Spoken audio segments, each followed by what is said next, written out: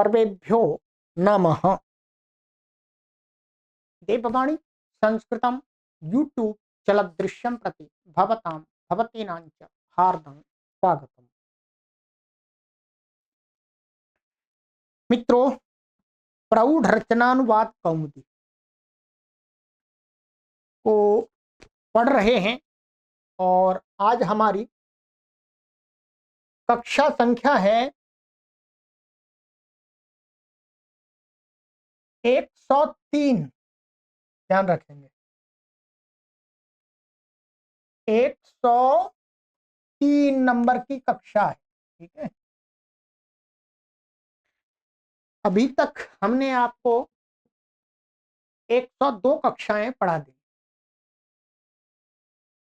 चलिएगा, 28वां हमारा अभ्यास चल रहा है। ठीक है, 28वां और 28वें अभ्यास का हमने आपको शब्दकोश पढ़ा दिया था। ठीक है,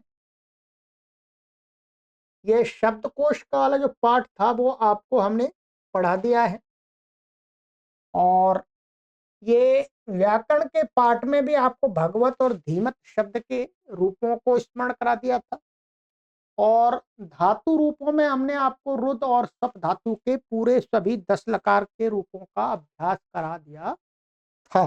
ठीक है, चलिएगा, अब है हमारा नियम 165। धीरे धीरे 165 नियम तक आ गए। ठीक है, इस पूरी पुस्तक के अंदर जो नियमों की संख्या है वो नियमों की संख्या है 300। अभी तो आधे से अधिक नियम हमने आपको पढ़ा दिए, आधे से अधिक पढ़ा दिए। चलिएगा, आइएगा, ये बहुत बड़ा कार्य हो रहा है। नियम 165, इसमें आपको थोड़ा तो रचनावाद कौमुदी में भी हमने आपको पढ़ाया था कि संस्कृत में वाक्य होते हैं वो 3 प्रकार के होते हैं। इनको वाच्य भी कहते हैं। एक कर्तृवाच्य होता है, एक कर्म वाच्य होता है और एक होता है भाववाच्य। ठीक है, ध्यान रखेंगे। कर्तृवाच्य में कर्ता के अनुसार क्रिया होती है, कर्मवाच्य में कर्म के अनुसार क्रिया होती है और भाववाच्य में क्या होता है, क्रिया हमेशा प्रथम पुरुष एक वचन की होती है और कर्ता में तृतीया विभक्ति होती है। ठीक है, वचन उसकी संख्या के अनुसार होता है। तो थोड़ा सा मैं आपको यहाँ पर उदाहरण के माध्यम से आपको थोड़ा सा स्पष्ट कर देता हूं। ठीक है, ये 3 वाच्य हैं। कर्तृवाच्य,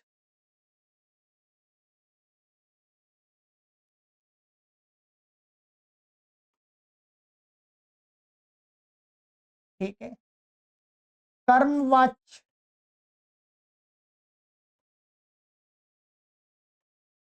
और ये भाववाच्य।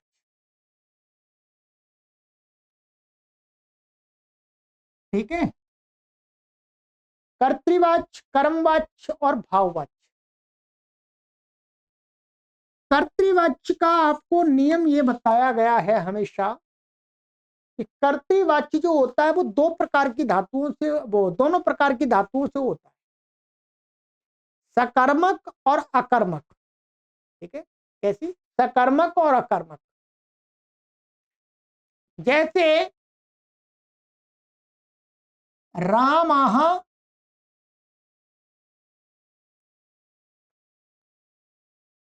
पुस्तकम पठति। ठीक है जी, रामः पुस्तकम पठति एक कर्तृवाच्य है और ये धातु कैसी है इसमें? सकर्मक। कर्तृवाच्य में हमेशा क्या है, कर्ता में प्रथमा होती है, ध्यान रखें, और कर्म में द्वितीया होती है यदि कर्म है तो, और क्रिया कर्ता के अनुसार, माने क्रिया का पुरुष और वचन, ध्यान रखेंगे, क्रिया का पुरुष और वचन कर्ता के अनुसार होता है, परंतु क्रिया का भी लिंग भी होता है। अब आपको लिंग लिंग कब होता है, जब ये जो क्रिया धातु होती है, धातुओं से हम कृदंत प्रत्यय लाते हैं, कृदंत प्रत्यय लगा करके क्रिया को कहें तो तब धातु का, जो धातु शब्द है उनका लिंग भी हो जाता है। ठीक है, जैसे ये पठती लिया हमने, कृदंत प्रत्यय में हम इसका कत प्रत्यय ले आए।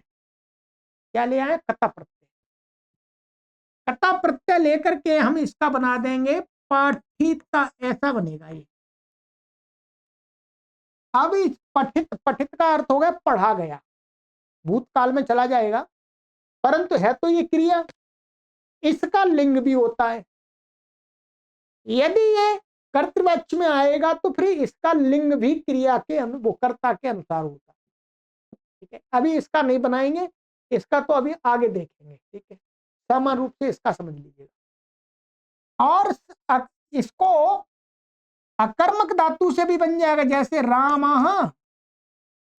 हसती, ध्यान रखेंगे, राम हसती, यह अकर्मक धातु है, हसती तो यह कर्ता में प्रथमा है, क्रिया कर्ता के अनुसार है।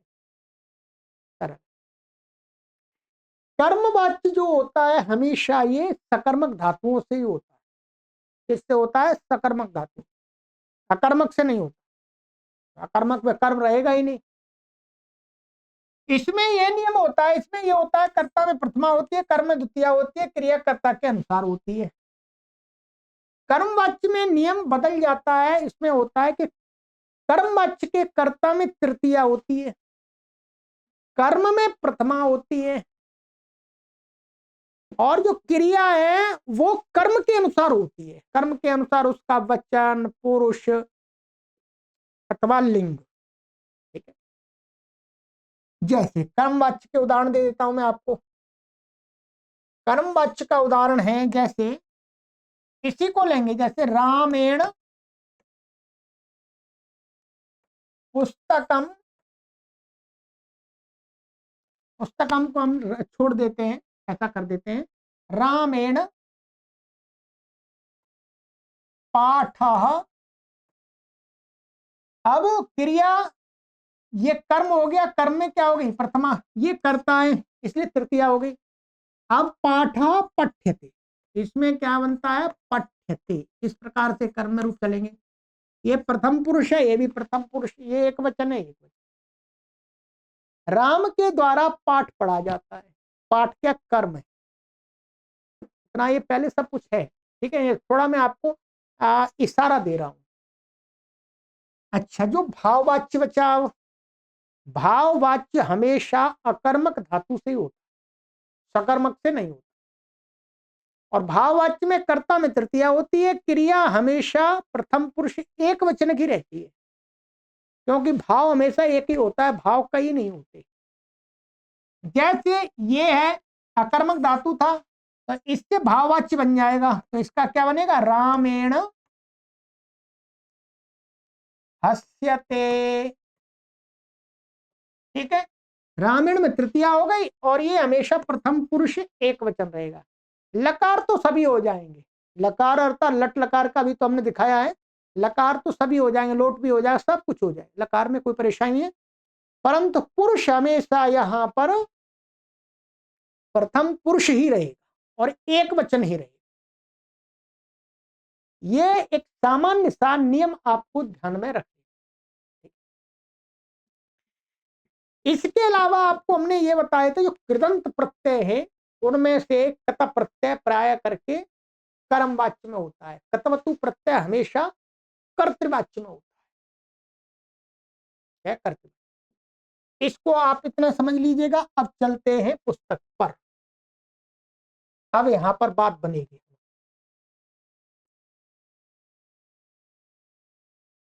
कर्तृवाच्य। कर्तृवाच्य में कर्ता मुख्य होता, कर्तृवाच्य जो होगा उसमें कर्ता मुख्य होगा, माने कर्ता की प्रधानता होगी। जो वक्ता है, लेखक है, वो कर्ता को प्रधान मान के वाक्य बनाता है। कर्ता के अनुसार ही क्रिया का लिंग, वचन, विभक्ति, पुरुष होगा। ठीक है, इनकी भी विभक्ति संज्ञा होती है, पर इसमें विभक्ति से कोई विशेष अंतर नहीं आता। परंतु कुछ जो तिङंत रूप होते हैं उनमें तो कोई अंतर नहीं आता, पर दूसरों में अंतर आता, तो कृदंत होते हैं। तो हमेशा कर्तृवाच्य में कर्ता के अनुसार ये चीजें होती हैं। एक तो लिंग, क्रिया का लिंग, वचन, विभक्ति या पुरुष, ये सभी एक साथ हो ऐसा नहीं है। ठीक है, जिन क्रियावाची शब्दों का हमें लिंग प्राप्त होता है तब हम लिंग देखेंगे।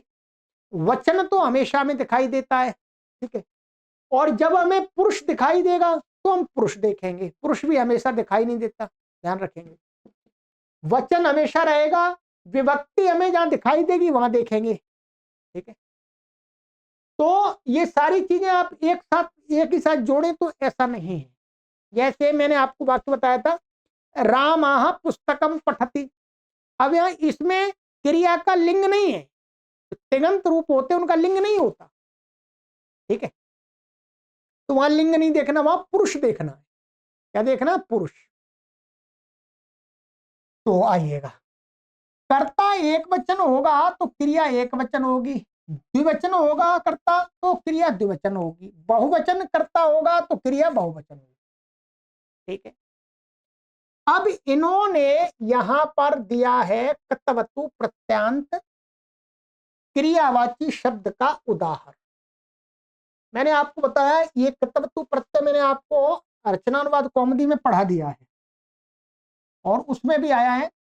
क्या है? एक कर्तवतु प्रत्यय, एक कर्ता प्रत्यय होता है, एक कर्तवतु होता है। ठीक है जी, एक कर्तवतु है। इसका क्या बचता है? तवत बचता है। क्या बचता है? तवत। और इसका क्या बचता है? इसका तवच। अभी इसकी बात नहीं करेंगे, ये कर्तृवाच्य में बहुत कम होता है, ये कर्मवाच्य में होता है, तो कर्मवाच्य में इसको समझेंगे। ये जो कर्तवतु प्रत्यय है ये हमेशा कर्तृवाच्य में होता है। क्या? कर्तृवाच्य में होता है, ये कभी कर्मवाच्य आदि में नहीं होता, ध्यान रखेंगे। ना भाववाच्य में होता है, ये हमेशा कहां होता है? कर्तृवाच्य। तो एक कर्तवतु प्रत्यांत यहाँ पर उदास शब्द ले, क्रियावाची शब्द लेकर के कहा, देखिएगा यहाँ पर, जैसे बालकाः पुस्तकानि पठितवन्तः। ये वाक्य एक ले लिया, इसमें क्या है? बालकों ने पुस्तकें पढ़ी, ये अर्थ है। ये भूतकाल में होता है कर्तवतु। अब देखिए यहां पर कर्तवतु क्रियावाची ले लिया, तो इसका कोई पुरुष नहीं होगा, कर्तवतु प्रत्यांत का कोई पुरुष नहीं होता, ये तीनों पुरुषों में समान होगा, तीनों पुरुषों में ही समान होगा, इसमें पुरुष का भेद नहीं होता। कर्तवतु प्रत्यांत शब्द में ध्यान रखेंगे। जैसे भवती, भवता, भवंती, भवसी, उसमें पुरुष होता है, इसमें पुरुष नहीं होता, इसलिए पुरुष नहीं देखना। इसका लिंग होता है, वचन होता है, विभक्ति होती। क्या होती है? विभक्ति होती। अब यहां पर ये कर्तृवाच्य है, इसलिए कर्ता में क्या है? प्रथमा विभक्ति है, बहुवचन है, और लिंग क्या है इसका? पुल्लिंग। बालक शब्द है तो बालका पुल्लिंग लिंग है। इसकी क्रिया क्या है? ये है। तो अब इसमें इसके अनुसार लिंग माने पुल्लिंग होगा, वचन बहुवचन होगा, विभक्ति प्रथमा विभक्ति या प्रथमा विभक्ति। तो कर्तवतु प्रत्यांत में इसका पठित, पठ धातु से कर्तवतु लाते हैं तो बहुवचन में पठितवंता बनता है, प्रथमा विभक्ति में, पुल्लिंग में। ठीक है, तो इसलिए कर्ता के अनुसार क्रिया दिखा दी। ये क्या है? पुस्तकानी नपुंसकलिंग है, इसके अनुसार यहां पर इसका लिंग नहीं। ऐसे ही बालिका पठितवत्यः, यहां पर आप बीच में इसको और रख लीजिएगा, बालिका पुस्तकानि पठितवत्यः। बालिका स्त्रीलिंग है तो यहां पर भी ये स्त्रीलिंग हो गया, ध्यान रखेंगे ये स्त्रीलिंग का है। पठितवत्यः, बालिकाओं ने पढ़ा, और हम पुस्तक जोड़ देंगे तो पुस्तकों को पढ़ा। तो इसमें प्रथमा व्यक्ति है, स्त्रीलिंग है, तो ये स्त्रीलिंग भी हो गया, ये भी स्त्रीलिंग हो, बदल गया, लिंग के अनुसार बदल गया। लिंग देखा हमने, पुरुष नहीं होता है। कर्तृवाच्य में इन बातों का ध्यान रखें। अब आ जाइएगा, जब आप ये थोड़ा सा उदाहरण दिखाया है, ध्यान रखेंगे कर्तृवाच्य के, जो तो हमने सामान्य वाक्य तो पढ़ ही लिए हैं, ये कर्तवत्व का विषय दिखा दिया है, ठीक है। अब कहते हैं जो कर्तृवाच्य में इन बातों को ध्यान में रखें। नंबर 1 बताते हैं कि यदि च लगाकर कर्ता अनेक हो तो तदनुसार क्रिया द्विवचन या बहुवचन हो। यदि वाक्य बना रहे हैं और हम वाक्य में क्या है, जो कर्ताएं, कर्ता को हम च लगाकर दिखा रहे हैं, जैसे राम और कृष्ण, या राम कृष्ण और लक्ष्मण, च के साथ दिखा रहे हैं। तो च के साथ दिखाएंगे तो कहते हैं उनमें जितने भी कर्ता होंगे उनकी संख्या, सभी की संख्या के अनुसार क्रिया की संख्या होगी। लगाकर कर्ता अनेक हों, अनेक का मतलब एक से अधिक हों, तो तदनुसार क्रिया भी द्विवचन होगी या तो बहुवचन होगी।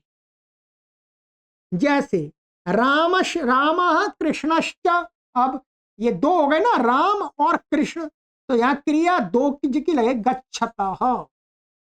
कभी कंफ्यूजन होता है कि यहाँ गच्छति लगाएं, ये तो एक वचन है, एक वचन नहीं है, दो हो गई। हमने अलग अलग लिख दिया है, परंतु है तो दो ही, दोनों ही जाना क्रिया कर रहे हैं, है? तो राम कृष्णश्च गच्छतः, ठीक है। एक तो ये बात ध्यान रखनी है। इसी प्रकार से आप ऐसा भी कहते हैं, राम कृष्ण लक्ष्मणश्च गच्छन्ति, फिर गच्छन्ति आ जाएगा, ठीक है। अब यहां पर बताते हैं नियम 157। ये आपको पहले देखिएगा पीछे, इसको मैं मोटे रूप से बता दूंगा। ये भी ध्यान रखना कर्तृवाच्य बनाते समय। 157 नियम आया था हमारा आपका, ये अभ्यास 25 में, अभ्यास 25 पर आया था, ठीक है। ये आया था कि प्रथम पुरुष, मध्यम पुरुष, उत्तम पुरुष, एक वाक्य में माने कहीं प्रथम पुरुष और उत्तम पुरुष मिल मिल करके प्रयोग हो रहे हो कर्ता के रूप में, तो क्रिया किस पुरुष की होगी, क्रिया किस पुरुष की होगी, आप नियम देखेंगे यहां पर। तो यहां पर यह बताया था कि यदि कर्ता प्रथम पुरुष के हैं, कर्ता सभी कर्ता प्रथम पुरुष के हैं, तो क्रिया प्रथम पुरुष की हो जाती है, और जो उनका वचन, जो संख्या वचन होगा क्रिया का, वो उन कर्ताओं की संख्या के अनुसार हो जाता है। और जैसे रामा रमा च पठता, अब रामा रमा दोनों प्रथम पुरुष है, दो हैं, दोनों प्रथम पुरुष, क्रिया प्रथम पुरुष हो गई पठता। इसी प्रकार से दूसरा नियम यहां पर ध्यान देंगे, यदि वाक्य के अंदर कर्ता प्रथम पुरुष और मध्यम पुरुष के हों तो क्रिया किसकी होगी, मध्यम पुरुष की, और क्रिया का वचन किसके अनुसार होगा, कर्ताओं की संख्या के अनुसार। जैसे सह त्वम च पठथा होगा, ये ध्यान रखना हमेशा आपको। ते यूयम च गच्छथ, बहुवचन हो गया यहां पर, ग। यदि उत्तम पुरुष भी होगा, यदि मानिएगा प्रथम पुरुष हो और उत्तम पुरुष हो, तो क्रिया किसके अनुसार होगी, उत्तम पुरुष के अनुसार, और कर्ताओं के अनुसार वचन होगा। जैसे सह अहम च गच्छावह, उत्तम पुरुष की क्रिया होगी, ठीक है। और मध्यम पुरुष और उत्तम पुरुष का कर्ता हो वाक्य में, तो क्रिया किसके अनुसार होगी, तो कहते हैं उत्तम पुरुष के अनुसार होगी। त्वम अहम च गच्छावः, ऐसा होगा। अच्छा, वाक्य के अंदर तीनों प्रकार के कर्ता हो, प्रथम पुरुष, मध्यम पुरुष, उत्तम पुरुष, तो किसके अनुसार क्रिया होगी? तो कहते हैं उत्तम पुरुष के अनुसार होगी। जैसे सह अहम त्वम च भोजनम कुर्मः, कुर्मः होगा। तो एक तो ये नियम यहां पर आप ध्यान रख लेंगे, ठीक है, मैंने और विस्तार से आपको बता दिया, ठीक है। चलिएगा, ये नंबर 2, यदि वा लगा हो और प्रत्येक एक हो तो क्रिया एक वचन, यदि अंतिम बहुवचन हो तो क्रिया बहुवचन। तो इसको समझ लीजिएगा थोड़ा सा।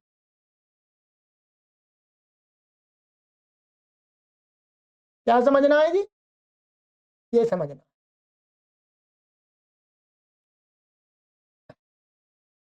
यदि वाह, जैसे बोलते हैं राम वाह श्याम, वाह मन विकल्पात्मक, तो कहते हैं यदि वाह लगा हो तो और प्रत्येक एक वचन हो, जो करता है वो एक हो, जैसे रामः श्यामः वा, रामः श्यामः वा,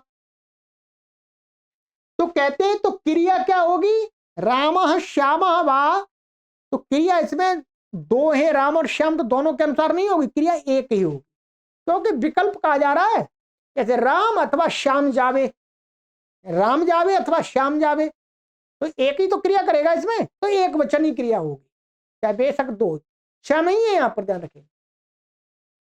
यदि अंतिम बहुवचन हो तो क्रिया बहुवचन होगी, अथवा ऐसा हो जैसे राम वा, राम वा वे सब जावे, राम जावे अथवा वे सब जावे, तो बाद वाला क्या है? बहुवचन में हो गया अंतिम वाला, तो फिर तो क्रिया बहुवचन होगी। ये भी डाउट दूर कर दिया। जैसे देखिए राम कृष्णो, कृष्णो वा पठतु, राम अथवा कृष्ण पढ़े, ये तो ऊपर वाला नियम लगा दिया। ये दो बेशक है परंतु विकल्प है ना, इसलिए यहां पर एक ही वचन क्रिया होगी। यदि यहां पर ऐसा कर दे, यहां पर हम कहते राम और छात्रा, ऐसा कर दे छात्रा वा, अब क्रिया किसके अनुसार होगी? इसके अनुसार हो, इसके अनुसार, तो कहते हैं जो अंतिम वाले के अनुसार होगी बहुवचन, बहुवचन होगी, अंतिम बहुवचन। जब पठंतु होगा तो राम छात्रा वा पठंतु, राम पढ़े अथवा वो छात्र पढ़े, ठीक है। चलिएगा नंबर 3, कर्ता और कर्म के विशेषणों में कर्ता और कर्म के लिंग वचनादि लगेंगे। ये भी बात ध्यान रखनी है आपको। क्या ध्यान रखना है जी? कि कर्ता और कर्म के विशेषण, माने जो वाक्य बना रहे हैं हम, तो उसके कर्ता अथवा कर्म के कोई विशेषण प्रयोग किए जा रहे हैं, तो कर्ता के विशेषणों में कर्ता के अनुसार लिंग और वचन होगा और विभक्ति होगी, और यदि कर्म के विशेषण प्रयोग किए जा रहे हैं तो कर्म के अनुसार उसका लिंग वचन विभक्ति होगी, ठीक है। तो कर्म के लिंग वचनादि होंगे, तो लिंग हो गया, वचन हो गया, विभक्ति हो गई, ठीक है। जैसे रूपवती स्त्री, अब स्त्री है, स्त्री का यहां विशेषण क्या लगाया? रूपवती, तो रूपवती लगाने से अब ये क्या है? ये स्त्री, स्त्रीलिंग है, तो ये भी रूपवत, स्त्रीलिंग शब्द प्रयोग हो रहा है रूपवती। यदि कोई पुरुष है तो क्या करेंगे? रूपवान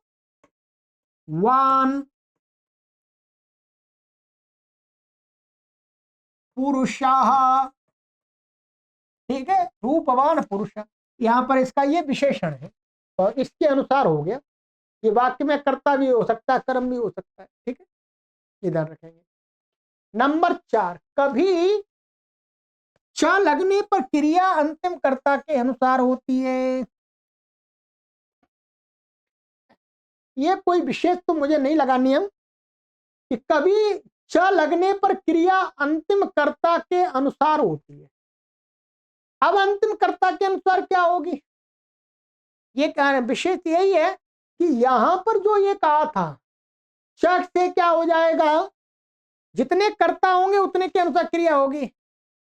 परंतु कभी कभी ऐसा भी देखा जाता है कि च लगाने पर जो अंतिम कर्ता होता है उसका जो वचन है उसके अनुसार क्रिया हो जाती है, सभी को मिलाना नहीं होता। जैसे उद्वेग कलह च वर्धते, उद्वेग और कलह बढ़ रहा है, बढ़ता है। तो अब यहां पर वर्धते, इसमें जो अंतिम वाला है इसके अनुसार ये एक वचन है तो एक वचन हो गई, प्रथम पुरुष या प्रथम पुरुष हो गया। अब ये च का नियम ये बताया था, च से तो दोनों मिलकर के द्विवचन होना चाहिए था, कहीं कहीं पर ऐसा भी देखा जाता है,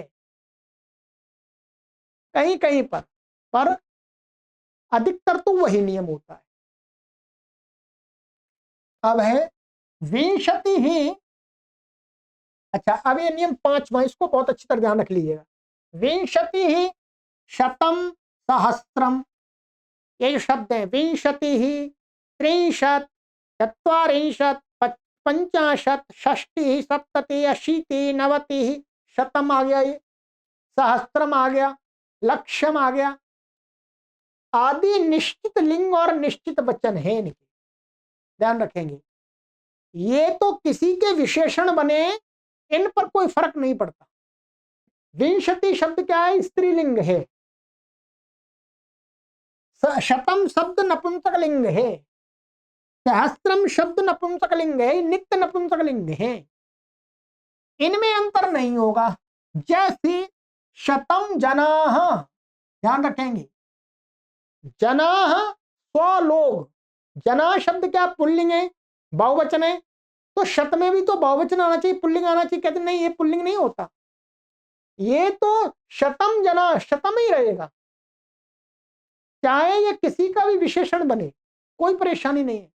शतम जनाह, शतम पुस्तकानी, आप ऐसा कहें शतम तो ये शतम ही रहेगा, शतम पुस्तकानी, 100 पुस्तकें, ऐसा ही रहेगा मित्रों, ठीक है। सहस्त्रम स्त्रिय, अब देखिए स्त्रियां ये स्त्रीलिंग है बहुवचन में, तो 1000 ये ऐसा ही रहेगा। विंशति छात्रा, विंशति शब्द स्त्रीलिंग है, परंतु ये छात्र शब्द क्या है, पुल्लिंग है। छात्रा का भी बनेगा पर ये छात्र पुल्लिंग लिया है, तो छात्रा ये क्या लिया है, तो ये हमेशा स्त्रीलिंग रहेगा, इसका लिंग नहीं बदलेगा, ध्यान रखिए। नियत लिंग वाले शब्द है। ऐसे त्रिंशत भी है, त्रिंशत क्या, जैसे एक विंशति, द्वाविंशति, त्रयोविंशति, ये सभी क्या है, स्त्रीलिंग शब्द है, ठीक है। तो ये हो गया एक, तो ये भी आपको ध्यान रखना है। चलिएगा ये हो गया। अच्छा आइए थोड़ा और कर लेते हैं। नियम 156, 66, सापेक्ष सर्वनाम। सापेक्ष सर्वनाम अर्थात ऐसे सर्वनाम जिनको दूसरे सर्वनाम की अपेक्षा रहती है हमेशा, वो कौन से कहते हैं, यत और तत् सापेक्ष सर्वनाम है। यत का अर्थ होता है जो और तत् का अर्थ होता है वो। जब यत का प्रयोग करते हैं तो उसको तत् की भी अपेक्षा रहती है, तत् के प्रयोग की आवश्यकता होती है। जो और वह इस रूप में, जैसे जो यत का लिंग विभक्ति वचन होगा वही तत् का भी होगा, क्योंकि सापेक्ष है, ठीक है। जैसे बुद्धिर यस्य बलम तस्य, जिसकी बुद्धि उसका बल, तो ये क्या, ये यस्य बुद्धि, ये पुल्लिंग लिया हमने, षष्ठी ली, एक वचन लिया, तो इसका सापेक्ष सर्वनाम है उसका तस्य, तो इसमें भी पुल्लिंग षष्ठी व्यक्ति एक वचन का ही प्रयोग होगा, ठीक है। ये सापेक्ष सर्वनाम, तो इसका ध्यान रखना है। इनमें समान लिंग वचन विभक्ति होती है। 167, वो 157 था जी, एक नहीं, वो 165 था। हाँ, आइए।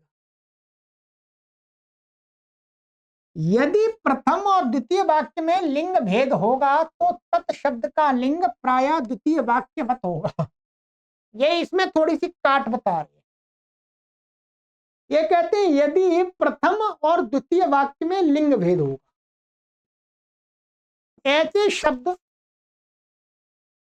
माने ये सापेक्ष यत और तत् जब दो वाक्य में प्रयोग हो रहे हो, दो वाक्य में, तो ये कहते हैं तो लिंग भेद होगा, अर्थात बाद वाला तत्व तो किसी अन्य लिंग का सर्वनाम बन रहा है और पहले वाला जो यत यत सर्वनाम है वो किसी दूसरे जो उसका वो जो सर्वनाम बन रहा है उसका लिंग अलग है। ठीक है, यहां पर क्या था, बुद्धिर यस्य बलम तस्य।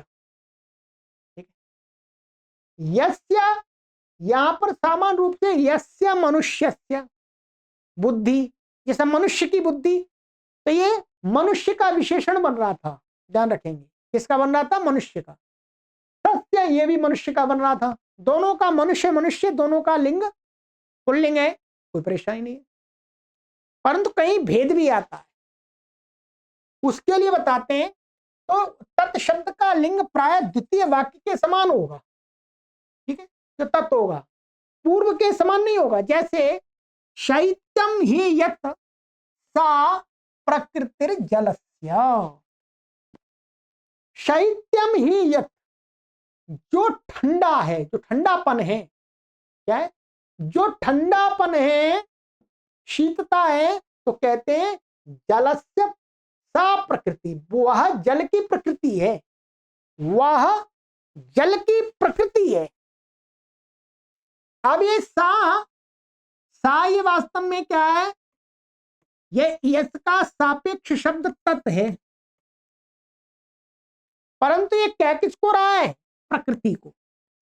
प्रकृति शब्द कैसा है, स्त्रीलिंग। शैत्यम ही यत जो शीतता है, ठंडा है, ठंडापन है, वो क्या कहते हैं, जलस्य प्रकृति हिस्सा, वह जल की प्रकृति है, वह वह वह प्रकृति है किसकी, जल की। ध्यान रखेंगे, वह ये किसको इंगित कर रहा है, उसे शीतता को, परंतु शीतता को इंगित करके कहता है वह जो है वो प्रकृति है, वो शीतता प्रकृति है किसकी, जल की, तो प्रकृति को भी कहता है। तो द्वितीय इसके समान, द्वितीय वाक्य का जो जिसका जो इसका विशेष होगा उसके अनुसार इसका लिंग हो गया सा, स्त्रीलिंग। ऐसा नहीं होगा कि शैत्यम ही तत् प्रकृति जलस्य, वह प्रकृति जल की है, नहीं, उसका दूसरे इसके अनुसार वाक्य के अनुसार उसका लिंग होगा, प्रकृति के अनुसार यहां लिंग दिया, ये भी ध्यान रखना है। चलिएगा, ये हो गया। और नियम 168, यत शब्द की अर्थ में भी आता है, कि अर्थ में भी आता है। एक तो यत तो ये सर्वनाम हो गया, एक अव्यय है अलग, वो सर्वनाम नहीं है, तब वह नपुंसकलिंग एक वचन ही रहता है, हमेशा यत ही रहता है और कुछ नहीं होता। सर्वनाम तो तीनों लिंगों में चलते हैं, सभी वचनों में, ये हमेशा नपुंसकलिंग एक वचन में ही रहता है, की अर्थ वाला यत। यह सत्य है कि, इसके लिए कह रहे हैं आप ध्यान दें, यह सत्य है कि, तो की लाया वाक्य में, उसके लिए कैसे बोलेंगे, सत्यम एतत् यत् संपद संपदम अनुबध्नाति। यह सत्य है कि संपद संपदम अनुबध्नाति, माने संपद का अर्थ है संपत्ति, संपत्ति को जोड़ती है। तो ये यत की अर्थ में आया, बस इतना ही कहना है, यह सत्य है कि, सत्यम एतत् यत माने की अर्थ में आया, बहुत प्रयोग करते हैं इसका। ठीक है, चलिएगा आज इसको पूरा कर ही देते हैं, कोई परेशानी नहीं है। अब थोड़ा सा बच्चा है, 169 पदक्रम। पदक्रम का अर्थ है वाक्य में पदों का जो क्रम है, क्या वो कोई निश्चित है क्या।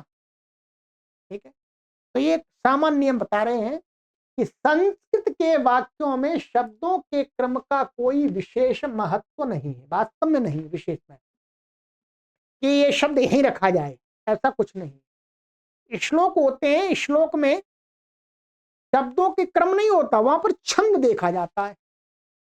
वहां पर ये नहीं देखा जाता कर्ता पहले रखें कर्म बाद में रखें, नहीं, आगे पीछे कहीं भी रख देते हैं। इसलिए वाक्य में माने जो है संस्कृत के शब्दों का जो क्रम है वो विशेष महत्व तो नहीं रखता। ठीक है, कर्ता कर्म क्रिया आगे पीछे भी रखे जा सकते हैं। ठीक है, जैसे स पुस्तकम पठति, वह पुस्तक पढ़ता है, पुस्तकम पठति सह, इसका भी वही अर्थ है, पुस्तक को पढ़ता है, वह पुस्तक को पढ़ता है। कर्ता पीछे ले गए, क्रिया बीच में ले आए, पुस्तक को सबसे पहले ले आए, कोई अंतर नहीं है अर्थ में आदि। फिर भी परंतु साधारणतया नियम यह है, परंतु एक सामान्य नियम यह है कि पहले कर्ता आता है वाक्य में, प्रयोग करते हैं हम स्वयं ही करते हैं। ठीक है, फिर कर्म लाते हैं, बाद में क्रिया लाते हैं, और भी कोई कारक होगा तो उसमें रख देते हैं। परंतु यदि शब्दों का क्रम भिन्न हो जाए तो कोई अर्थ दोष नहीं होता, ये भी ध्यान रखें। बस कर्ता और कर्म के विशेषण कर्ता और कर्म से पहले रखे जाएंगे, ध्यान रखेंगे, ये तो नियम आपको ध्यान रखना पड़ेगा। परंतु इसका भी कोई वो नहीं है, प्राय सामान्य रूप से कर्ता और जो कर्म के विशेषण होंगे वो क्या है, कर्तावाची शब्द से पहले रखा जाएगा, कर्ता का विशेषण कर्मवाची का कर्मवाची शब्द से पहले रखा जाएगा, तो अर्थ करने में सुविधा रहती है। ठीक है, एक तो इसका इन्होंने उदाहरण तो नहीं दिया, उदाहरण के लिए आप क्या करेंगे, जैसे रूपवान रामः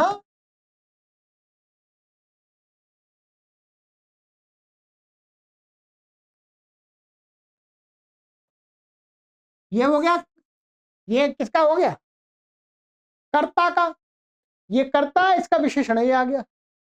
इसी वाक्य में आगे और कुछ भी जोड़ सकते हैं कि रूपवतीम सीताम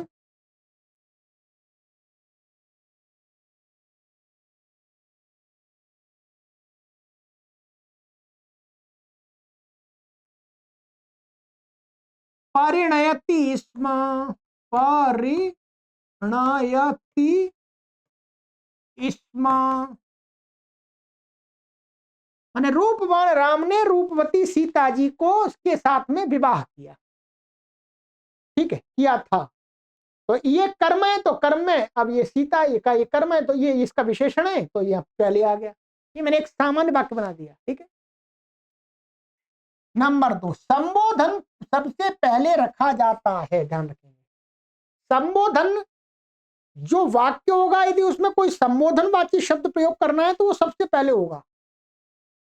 ठीक है, ये जैसे हे राम तुम यहां पर आओ, ऐसा नहीं तुम राम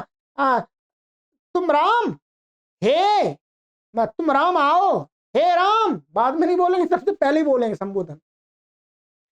नंबर 3, कर्म प्रवचनीय अनुप्रति आदि कर्म के बाद आते हैं। ये क्या है, जिनकी कर्म प्रवचनीय संज्ञा होती है अनुप्रति आदि की, तो वो हमेशा क्या है, जो वाक्य में कर्म होता है उसके बाद में रखे जाते हैं।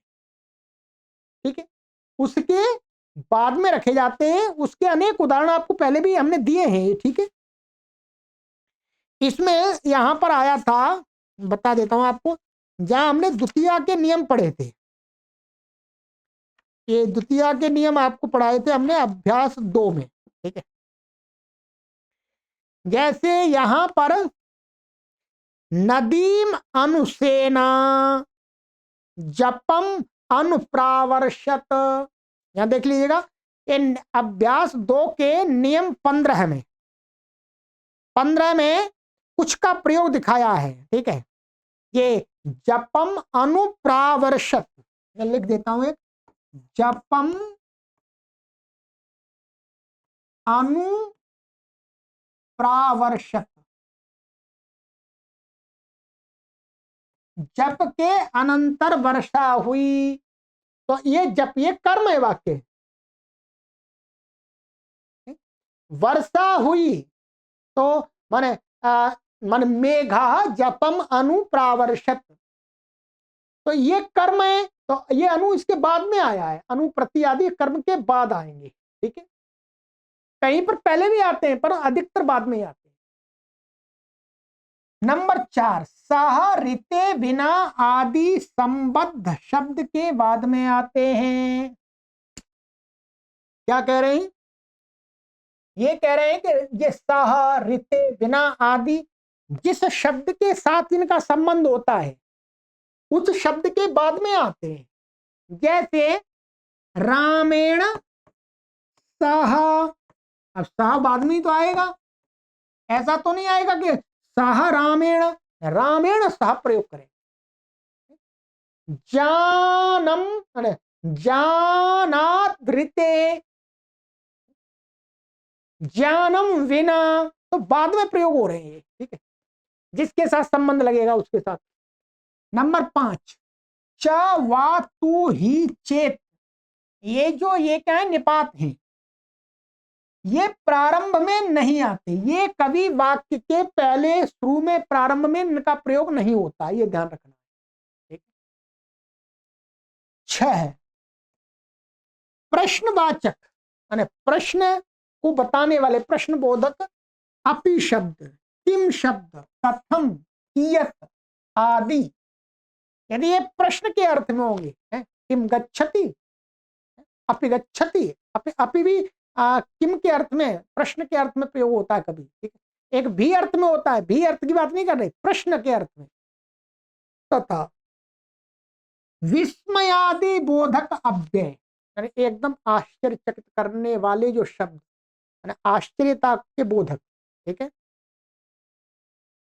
हो, हंत, अरे हंत आदि प्रारंभ में आते हैं। ये जब प्रश्नवाचक होंगे ये शब्द अथवा विस्मय आदि बोधक जो शब्द होते हैं वो वाक्य के प्रारंभ में आते हैं। हो, ये क्या हो गया, हंत, अरे दुष्ट मर जा। तो ऐसे ही अपि गच्छति तुम, क्या तुम जाते हो, किम गच्छति भवान। ठीक है, परंतु ये भी ध्यान रखेंगे, ये इतना कह दिया आरंभ में आते हैं, परंतु ये बीच में भी आ जाते हैं, कहीं कहीं, कहीं कहीं बीच में भी आ जाते हैं।